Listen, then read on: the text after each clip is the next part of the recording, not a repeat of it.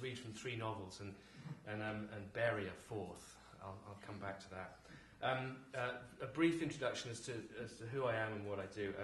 I was born, obviously, and after being evacuated from Iraq, I grew up in a small village in the West Country of England called Midford, which was at the bottom of a hill.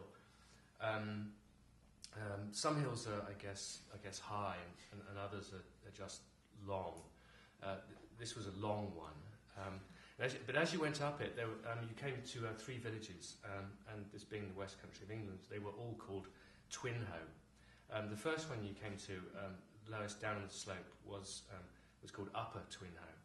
And as you moved further up the slope, you came to the next one, which was called Lower Twinho. And then right at the top, the uppermost of the 3 Twinhos was, of course, Middle Twinho. Which is to say that I'm going to read from my books, but not in the right order. Don't blame me, blame the geography of the West Country of England. The first one I want to read from is it's called the Pope's Rhinoceros, which I mean, Dimitri told you the story, but it's I'm particularly fond of this book because it's the first one in which I got the title right. It's by far the best title I'll ever compose. Lemprière's Dictionary, which is unpronounceable and puts the book in the wrong part of the bookshop, of course, being the worst. But the Pope's Rhinoceros does it. 2 big objects in the same title. It's set in the 16th century. When people do these things, I know they introduce the book until everyone's falling asleep. So I'll just say dwarf throwing. Okay.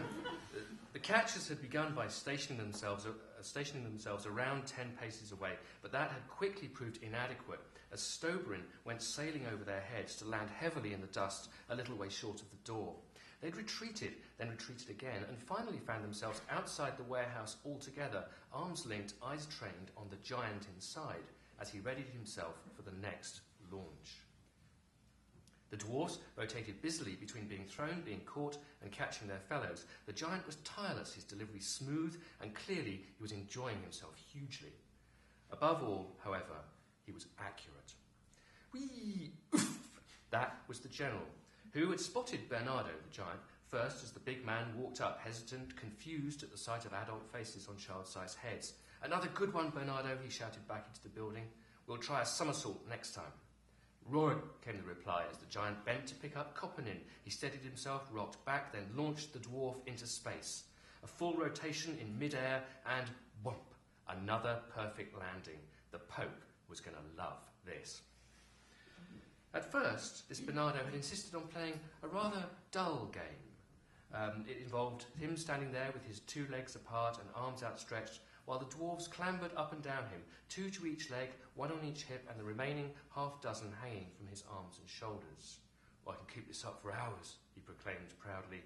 Then Alberich had got back from making inquiries at the inn and had tried to complete the formation by standing on the giant's head.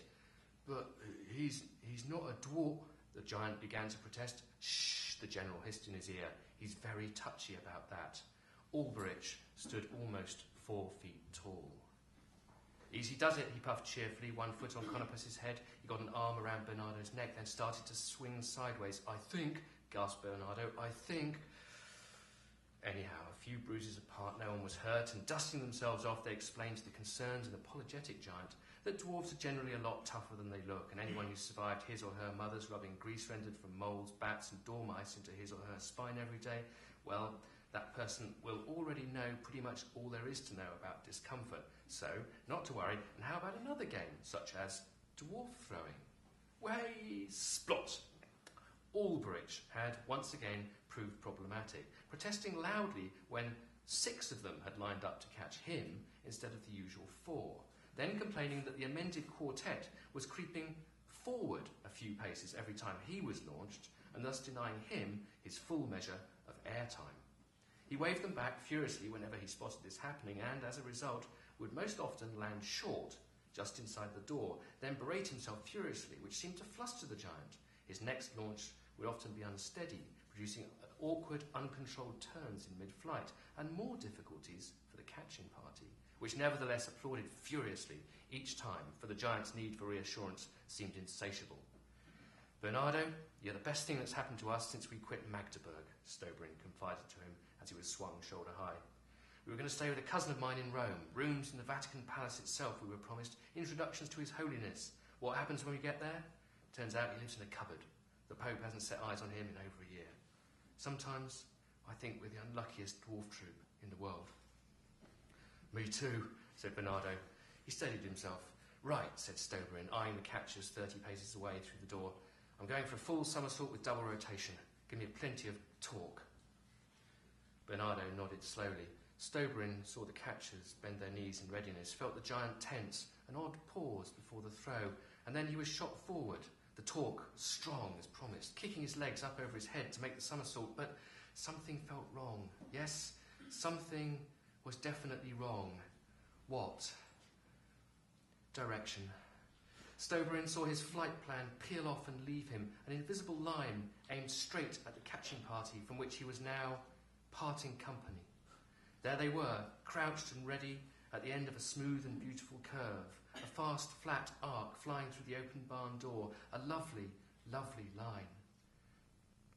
But not his. He was headed for the closed door. Clunk. He came to a moment later. Two sets of twins stood over him, one pair dressed plainly, the other as gaudily as the giant. Or giants, for two Bernardos seemed to be retreating back into the warehouse. The Bernardos were shaking their heads and walking forward at the same time, while 22 dwarves and two identical Alberiches pleaded with them to stay, but to no avail. The plainly dressed twins said nothing at all. Stoberin felt a lump the size of an egg rise from the top of his skull. More talk, he thought vaguely, before passing out. Okay, we've climbed the hill as far as Upper Twinholme. We'll now be moving to Lower Twinholme. I wrote this book in the shape of a bore with considerable difficulty. It's the last one to be published, and it was published. It was received with some difficulty by some critics in certain quarters. Dimitri has been kind enough to point out the presence of footnotes, which these were added to, I suppose, through my conviction that there is no such thing as non-fiction. I mean, whatever you're talking about, someone's telling you it, and they're telling it with their particular slant. And the footnotes are here in this novel, I suppose, to begin the task of pointing up that fact. That sounds rather dry, and in fact it is. But as I was constructing them, I discovered that, of course, the footnotes themselves have their own strange narrative, which I think maybe one or two of the critics didn't quite get to the tiny, tiny print at the bottom of the page to pick up. I'll forgive them that. This is a footnote 67, which I'm going to read, and it's a footnote to the phrase "they swam." Okay. Footnote 67. I'm not going to read the exact lines and the exact line references of each classical reference in the footnote, and I hope you'll forgive me for that. But anyone who needs any particular clarification on that, see me afterwards. Okay. Alexander the Great either could, Diodorus Siculus, or could not, Plutarch, swim. In this, he was typical of the Greeks. Odysseus swam to the land of the Phaeacians after the wreck of his raft by Poseidon, Homer. But later in that poem, quotes, "Few have made the escape from grey sea to shore by swimming," Homer again. Two unnamed youths contemplate swimming the river Centrites, but find it fordable, Xenophon. While brackish Lake Acragus would support even those who could not swim at all, Strabo, and bathers in the hot springs at Methana had to be dissuaded from swimming in the sea afterwards, Pausanias. Of the Persian sailors wrecked with their fleet off Cape Arthos, quotes, "Those who could not swim were drowned," Herodotus, implying that some of them could. Barbarians were not swimmers. At the Battle of Salamis, more died by drowning than by force of arms, while the Greek sailors swam to safety.